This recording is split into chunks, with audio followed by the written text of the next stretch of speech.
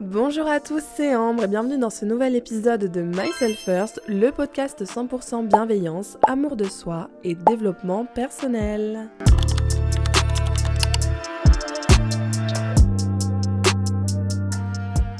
J'espère que vous allez bien, en tout cas moi ça va. Aujourd'hui on se retrouve pour la partie 2 de réussir sa vie, parce que le succès n'est pas une question de chance mais de travail, de mindset, de persévérance. Et dans cet épisode, on va justement parler de concret, de comment mettre en place des plans d'action qui nous permettent d'atteindre nos objectifs. Tout d'abord, on va étudier le pouvoir de la pensée, ensuite on va mettre en place un plan d'action.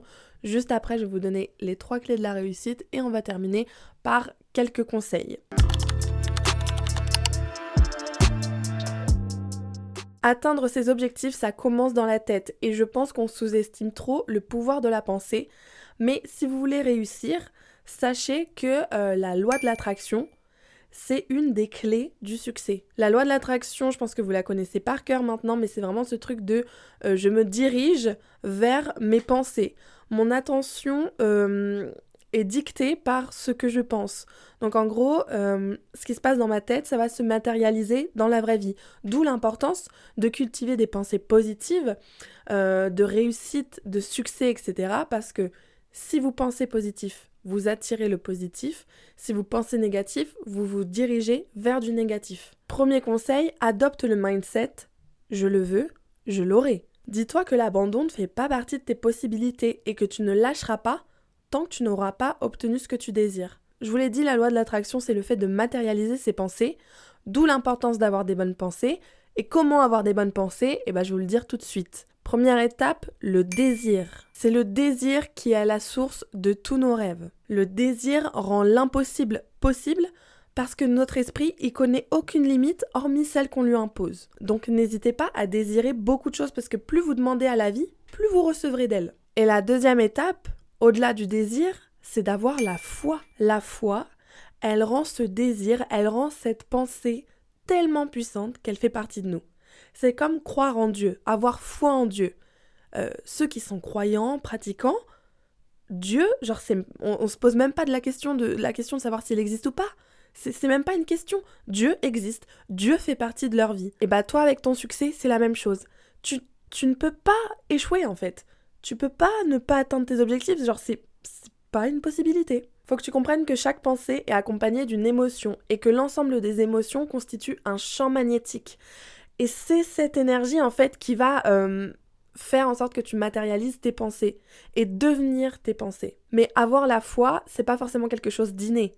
Tu n'auras la foi que si tu la cherches. C'est un état d'esprit que tu acquiers en te répétant sans cesse des affirmations. Vous voyez, les gens qui n'ont pas confiance en eux, c'est parce qu'ils se répètent à longueur de journée qu'ils sont nuls, qu'ils valent rien, qu'ils sont moches, etc. Mais si tu te mets devant ton miroir et que tu commences à te dire « je suis beau, je suis belle, je suis intelligente, je suis assez, je suis aimée, etc. » Au début, tu sens un peu débile, mais au fur et à mesure, je vous jure que ça fonctionne. Donc l'idée, c'est vraiment de transformer ces désirs, quelque chose qu'on veut, en foi, quelque chose qu'on aura, et c'est comme ça. Mais alors, comment travailler notre foi ? La réponse est très simple, grâce à l'autosuggestion. L'autosuggestion, c'est le fait de se répéter des affirmations jusqu'à ce qu'elles atteignent notre cerveau, notre inconscient, notre subconscient. En gros, c'est grâce à l'autosuggestion que tu vas contrôler tes pensées. Et encore une fois, on finit par croire, même si c'est faux, tout ce qui nous est répété maintes et maintes fois. Donc petit exercice pratique, si tu as un objectif en tête, écris sur un bout de papier les affirmations qui vont te permettre d'atteindre cet objectif et tous les jours tu vas te répéter, tu t'accroches ce petit bout de papier, même tu peux en avoir plusieurs chez toi, sur ton miroir, ça peut être ton fond d'écran de ton téléphone, mais l'idée c'est que vraiment plusieurs fois dans la journée, tu te répètes que tu vas réussir. Il y a une citation de Napoléon Hill que j'aime beaucoup, c'est « Pauvreté et richesse sont toutes les deux filles de foi ». Et en gros, ça veut dire que ton cerveau, il fait pas la différence entre une pensée négative et une pensée positive. Ton cerveau, il va juste croire à ce que tu te répètes le plus. Donc si tu es persuadé que tu vas échouer, tu vas pas réussir.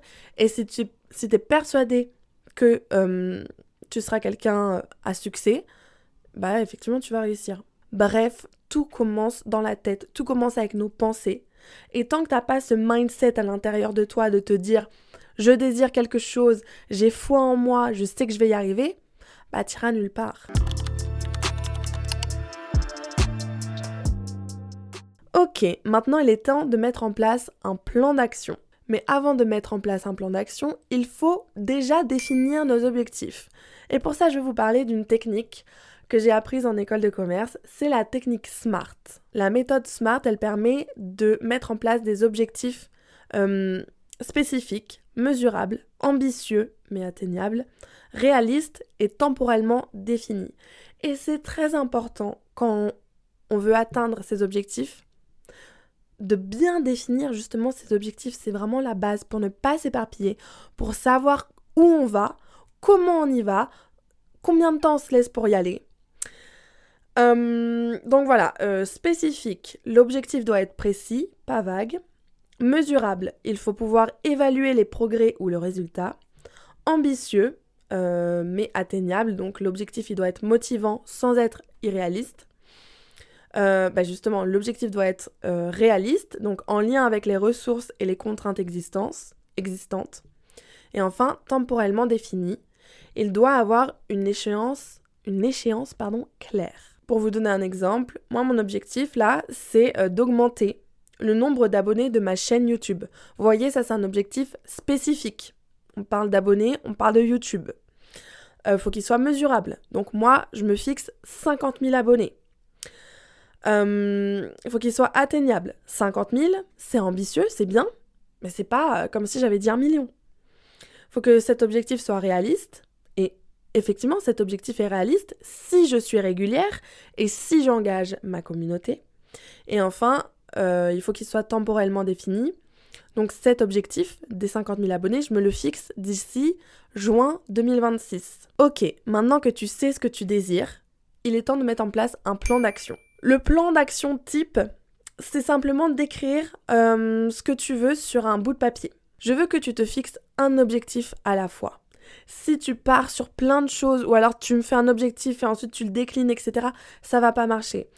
Là, projette-toi dans pas plus de 1 an. Enfin, tu peux te faire, allez, dans 10 ans, je veux être là, mais en attendant, concrètement, tu te mets des objectifs pendant 6 mois, pendant 1 an maximum. Tu utilises évidemment la technique SMART pour définir tes objectifs, mais ça va sans dire. Et voilà, j'insiste sincèrement, parce que moi ça a été mon problème pendant longtemps, ne t'éparpille pas sur plusieurs objectifs à la fois, parce qu'au final, tu vas plus savoir où donner de la tête, tu vas t'éparpiller, tu vas perdre ton temps, ton énergie, et tu vas rien faire en fait, tu vas stagner. À force de vouloir tout faire, tu vas rien faire. Donc c'est contre-productif à mort. Ok, donc là t'as ta feuille. T'as écrit ton objectif, t'as écrit comment faire en sorte de l'atteindre. Donc pour ça, tu vas te poser des questions, tu vas te poser toutes les questions possibles. Donc combien de temps, combien d'argent j'investis, comment je fais la communication, comment je fais mon business, quels seront mes fournisseurs, comment je crée mon cerveau collectif. Vous vous souvenez dans l'épisode, la première partie, je vous ai parlé du cerveau collectif et du fait de mettre en commun les compétences. Donc constituez votre équipe dans votre tête, et écrivez tout ça sur le bout de papier, mais vraiment, qui, quand, quoi, où, comment, quelle quantité, quelle couleur, quel stock, quel pays, écrivez tout. Une fois que tu as ton protocole, que c'est clair dans ta tête, que tu es motivé, tu vas agir comme si tu avais déjà cette chose. Donc là, on va manifester un petit peu. Mais je veux que chaque jour, tu fasses quelque chose qui te rapproche de ton objectif. Ça peut être insignifiant, ça peut être un tout petit pas, mais chaque jour, tu dois faire quelque chose qui te connecte à cet objectif. La 3e étape, ça va être d'évaluer tes progrès hyper régulièrement, parce qu'au jour le jour, on voit pas notre évolution et ça peut être hyper décourageant. En ce moment, j'ai l'objectif d'améliorer ma souplesse et d'apprendre à faire le grand écart. Voilà. Et donc tous les jours, je fais 10 minutes d'étirement. Et j'ai l'impression que je ne progresse pas. Vraiment, ça fait 3 semaines que j'ai commencé. Je me dis, mais je sais toujours pas faire le grand écart. Ce qui est tout à fait normal, hein. Tu vas pas faire le grand écart à 23 ans en 3 semaines. Mais en fait, je me suis filmée la première fois que j'ai tenté de faire le grand écart. Et je me suis filmée la dernière fois. Et je me suis dit, mais en 3 semaines, il y a du changement. En 3 semaines, t'as évolué, tu t'es assoupli. Donc, n'hésitez pas, par exemple, si vous faites une perte de poids, on s'en fout de la balance. Prenez des photos avant-après. Regardez au fur et à mesure. Regardez comment vous flottez dans vos vêtements. Si vous voulez apprendre un nouveau sport, en fait, vraiment, moi, dès que je commence un truc dans ma vie, je filme ou je prends en photo la première fois que je fais cette activité. Parce que je me dis, je veux voir mon évolution. Même si j'abandonne cette activité parce que ça me plaît pas, etc., j'aime trop voir l'évolution et c'est ce qui me motive le plus. 4e étape, si vous êtes face à une impasse, n'hésitez pas à revisiter vos méthodes. Il faut pas lâcher l'objectif, il faut pas changer l'objectif. Si vous avez bien défini ce que vous voulez, vous n'avez aucune raison de revenir dessus. Par contre, vous pouvez changer les méthodes qui vous permettent d'atteindre ce que vous désirez, parce que ça fait partie du processus. Tu te plantes, t'échoues, etc. Mais tu te relèves, t'apprends de tes erreurs, y a pas de souci. Et la 5e étape, c'est de ne jamais abandonner. Mais ça, je vais vous en parler tout de suite en vous dévoilant les 3 clés du succès.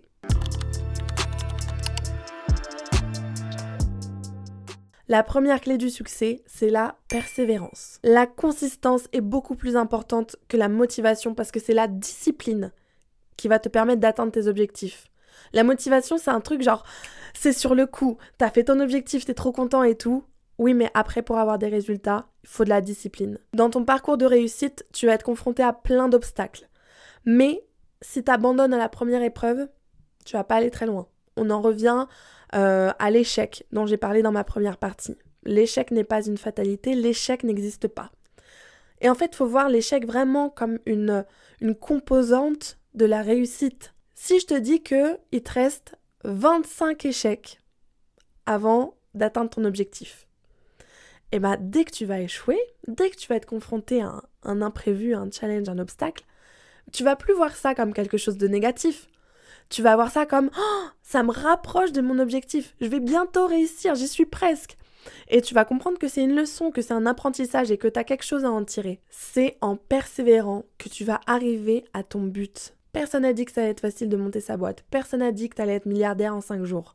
Par contre, c'est sûr que tu vas pas y arriver si tu abandonnes à la première difficulté. Si t'es quelqu'un qui a tendance à baisser les bras très vite, bonne nouvelle, la persévérance, c'est un état d'esprit. Donc, ça se travaille. Et pour améliorer notre persévérance, Napoleon Hill, il nous donne plein de petits conseils que je vais vous dévoiler tout de suite. La précision de l'intention. Pour développer la persévérance, il est primordial de savoir ce que l'on veut. Une intention bien ancrée aide à surmonter de nombreuses difficultés. Ensuite, le désir. Quand on poursuit l'objet d'un désir ardent, il est facile d'acquérir et de maintenir la persévérance. Un désir tiède apporte de maigres résultats. Plus notre désir est grand, plus notre persévérance sera forte. Si vous manquez de persévérance, stimulez votre désir jusqu'à ce qu'il devienne obsessionnel. Par exemple, quand je suis à la salle de sport, que je cours et que j'en peux plus et que j'ai envie de lâcher, je pense à mon body goal. 3e conseil, la foi en soi. Croire en sa propre aptitude à mener à bien un plan encourage à le suivre avec persévérance. La foi, encore une fois, peut être développée avec l'autosuggestion. 4e conseil, la coopération. La sympathie, la compréhension des autres et la coopération harmonieuse ont tendance à développer la persévérance. C'est comme le matin quand je vais à la salle de sport et que je dois me réveiller plus tôt que d'habitude pour aller faire une séance d'Aerox. Je peux vous dire que je suis pas motivée.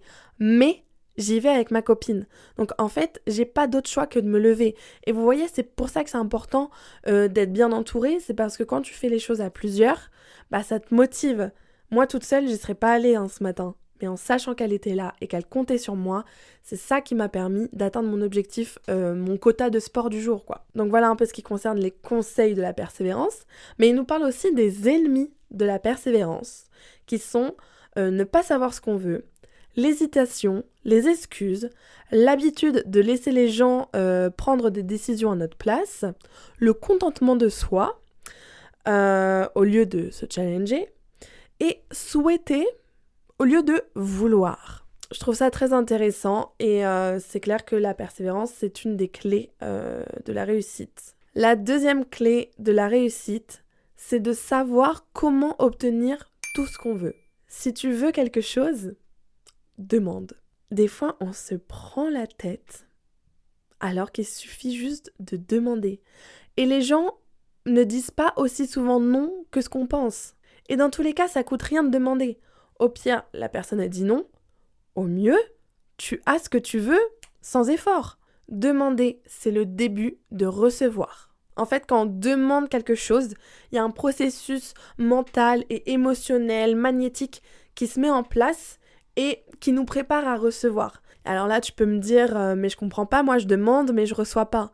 Oui, mais fais attention à la façon dont tu demandes. Par exemple, quand tu manifestes, si tu dis « je veux l'amour, j'ai besoin d'une nouvelle voiture, j'ai envie de partir en voyage », l'univers, il va comprendre que tu es dans le besoin, dans l'envie, que tu veux, mais pas que tu as.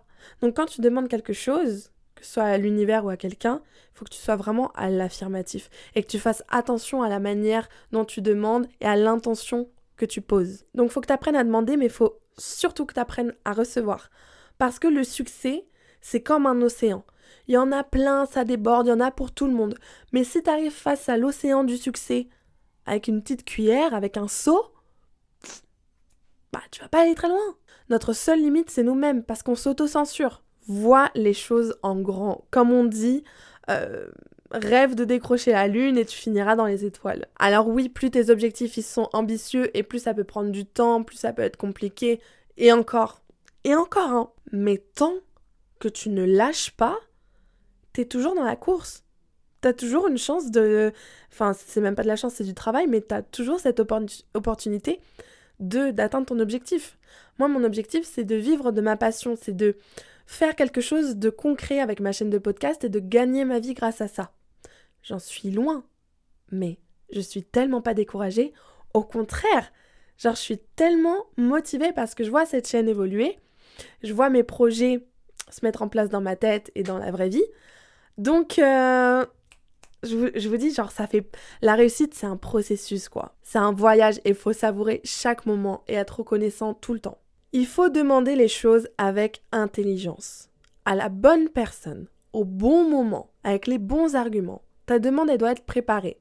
Elle doit être précise. Encore une fois, quoi, quand, comment, combien, quelle couleur, quelle taille, quel pays. Tu dois savoir exactement ce que tu demandes pour recevoir exactement ce que tu as demandé. Et deuxième conseil, pareil, c'est une citation de Napoleon Hill. Fais tes plans comme un adulte et crois-y comme un enfant. J'adore cette phrase. Parce que en tant qu'adulte, on peut mettre en place des plans qui sont stables, des plans qui sont réalistes, etc. Mais généralement, on est trop sceptique après. Et on a peur puisqu'on a conscience de toutes les difficultés auxquelles on va être confronté. Si tu lances ta start-up alors que tu as déjà une famille, tu vas te mettre des freins, tu vas avoir des blocages, tu vas avoir des craintes et c'est normal. D'où le fait de croire en ses rêves comme un enfant. Vous voyez, l'enfant, il a aucune limite. L'enfant, il croit au Père Noël jusqu'au moment où un adulte lui dit que le Père Noël, ça n'existe pas. Un enfant, il croit qu'il peut être astronaute jusqu'au moment où un adulte vient lui dire « Ah, tu sais, c'est compliqué ». Donc en fait, les enfants, ils ont plein d'imagination. Pour eux, tout est possible. Et nous, les adultes, par notre pragmatisme, nos expériences, notre vision de la vie, un peu plus réaliste, on va freiner cet élan de croyance, de motivation, etc. Donc non, fais tes plans comme un adulte, mais crois-y comme un enfant. Je pense vraiment que vous seriez surpris du nombre de portes qui s'ouvrent juste en demandant. Enfin, la troisième clé du succès, c'est de sortir du lot. Je vous dis ça parce qu'aujourd'hui, on a un peu tout vu et revu. Et ce qui fonctionne, c'est vraiment...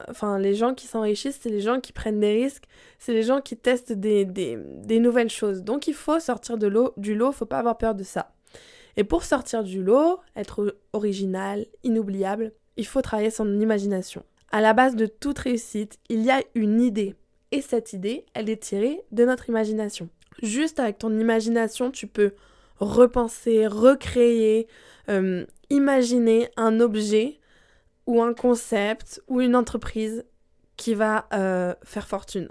Le plus important, c'est de répondre à un besoin. Donc regarde autour de toi Et dans ton quotidien, note tous tes petits inconvénients, les petits trucs qui te dérangent, essaye d'y apporter une solution. Même si c'est un truc qui paraît futile ou pas glamour. Parce que aussi, les gens aujourd'hui, ils veulent réussir dans le luxe, le retail, des trucs hyper swag, des trucs qui font classe. Mais je vous jure que les plus gros business, c'est dans les trucs pas glamour, dans les entreprises de pétrole, les... Vous savez combien ils se font, les bouchers, les entrepreneurs, les boulangers, ceux qui ont des petites entreprises dans les chantiers. Genre, ça paye hyper bien les chantiers, les plombiers, etc. Genre, c'est pas glamour dit comme ça, genre, c'est pas du Dior, du Chanel. Mais purée, hein, ça paye. Pour te démarquer, tu dois te spécialiser dans un domaine et devenir la référence dans ce domaine hyper niche. Tu peux même créer ton propre métier à partir de tes connaissances hyper précises dans un secteur que personne ne connaît. Aujourd'hui, on peut vendre tout et n'importe quoi. Donc à partir du moment où tu identifies un besoin qui n'a pas de solution, crée cette solution, deviens cette solution. Pour te spécialiser, c'est toi qui te fais ta propre formation.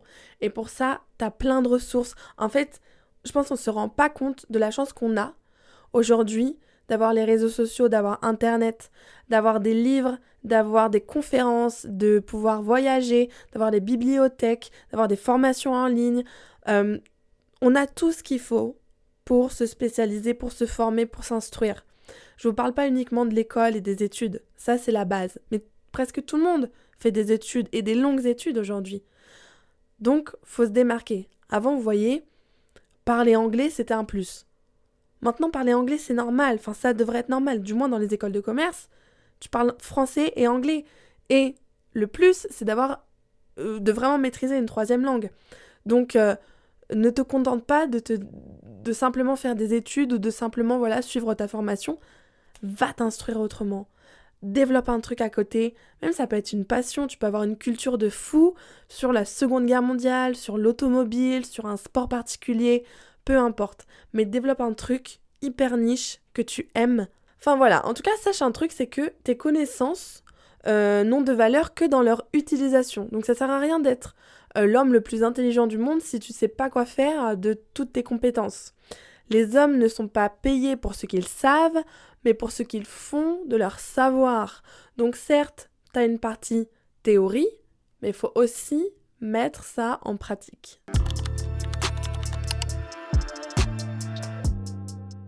L'épisode touche bientôt à sa fin et je vais terminer avec quelques conseils. Je savais pas trop comment les classer, alors voilà, je vous les donne, c'est cadeau. Des conseils pour réussir, encore une fois, hein, c'est le thème. Pour réussir, il faut bien se connaître. Il faut connaître ses atouts pour bien se vendre, mais il faut connaître ses faiblesses pour pouvoir répondre. Si vous jouez dans la cour des grands, vous allez être confronté à des requins, à de la concurrence.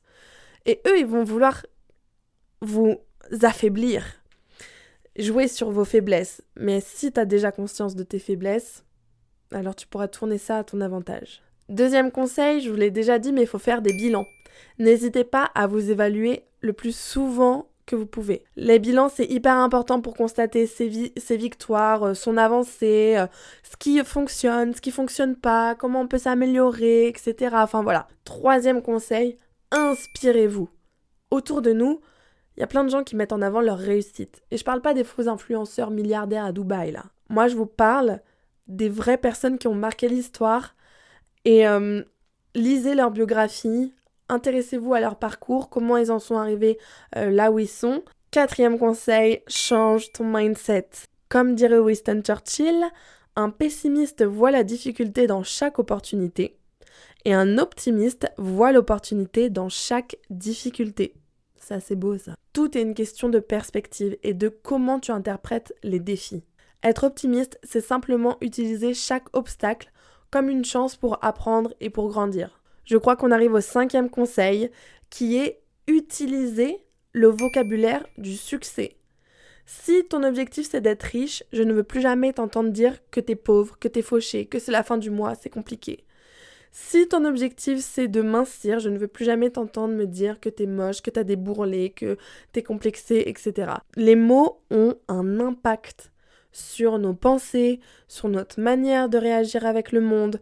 Donc, utilise le vocabulaire approprié et utilise le vocabulaire du succès et du positif, de la victoire. Demande-toi, la personne que je souhaite devenir, comment est-ce qu'elle parlerait ? Si la personne que tu souhaites devenir, c'est un entrepreneur à succès, il dirait jamais que « Non mais c'est trop compliqué, non mais c'est pas fait pour moi, non mais je vais jamais réussir ». Il dirait jamais ça. Donc toi non plus t'as pas le droit de dire ça maintenant. Et dernier conseil, en italien en plus, chi va piano va sano. Et chi va sano va lontano. L'homme qui déplace les montagnes commence par des petites pierres, donc prends ton temps. T'as toute la vie pour réussir. Il y en a, ils deviennent milliardaires à 80 ans. Moi, je compte pas attendre que mes parents me laissent leur héritage pour être riche, mais je me mets pas la pression non plus. Donc commence petit, commence tranquille, et au fur et à mesure, tu vas te challenger. Bref, réussir sa vie, ce n'est pas une destination, c'est un voyage. Ça commence dans la tête, ça se poursuit avec un plan clair et ça se construit jour après jour, brique après brique. La réussite n'attend que toi et moi je t'attends dans les commentaires, sur Instagram et sur TikTok pour que tu me donnes tes retours sur cet épisode qui j'espère t'aura plu. Nous, on se retrouve dans une semaine pour un nouvel épisode.